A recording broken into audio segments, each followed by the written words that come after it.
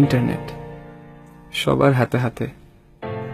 যেটা সামনাসামনি বলা যায় না সেটা ইন্টারনেটে বলতে কোনোই বাধা নেই, কিন্তু কাউকে কষ্ট দেওয়া, আঘাত করা ইন্টারনেটেও ঠিক।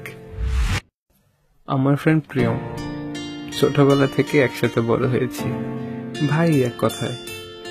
ওর মুখটা দেখে বলে দিতে পারি ওর মাথায় কে চলছে। ব্লগিং শখে করি এবং আমার সব কাজেও হেল্প করে, কিন্তু নিজে কখনো সামনে আসে না। ক্যামেরা শাই বললে ভুল হবে। ইন্টারনেটে ওর এক্সপিরিয়েন্সটা ভালো না। কিছু আপলোড দিতে না দিতেই কিছু মানুষ ওর স্বাস্থ্য নিয়ে খোঁটা দেয়, মজা নেয়, তাই ও দূরে থাকে। কাউকে আঘাত করতে পা বা হাত লাগে না, কিছু কথাই যথেষ্ট। ফ্রেন্ডের বার্থডে ছিল, সবাই মজা করছিল। 2 মিনিটের জন্য ফেসবুকে লাইভে যাই নাচানাচি করতে করতে। পিয়ার প্রেসারে পড়ে প্রিয়মও জয়েন করে ফেলে, কিন্তু এই ছোট্ট মজা যে এমন রূপ নিবে তা সবারই অজানা ছিল।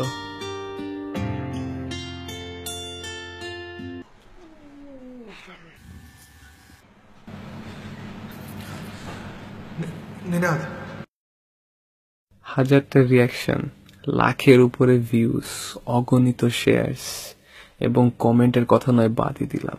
এটাকে নাকি ভাইরাল বলে।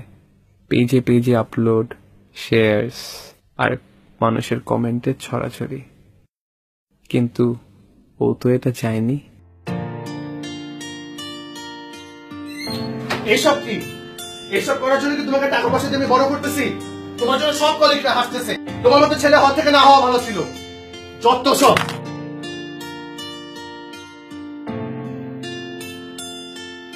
আপু এটা ওই ছেলেটা না?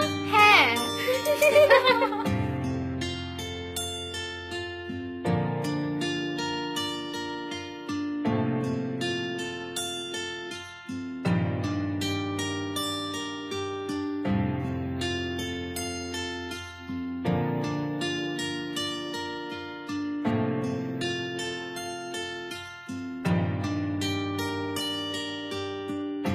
হ্যালো নিনাদ। হ্যাঁ বল। জ্বর কমছে তোর? না দোষ, তুই বাসায়? না না রে, তুই সুস্থ হ, তারপর আমরা একসাথে বাইকে ঘুরতে বের হবনি। আচ্ছা, ভালো থাকিস।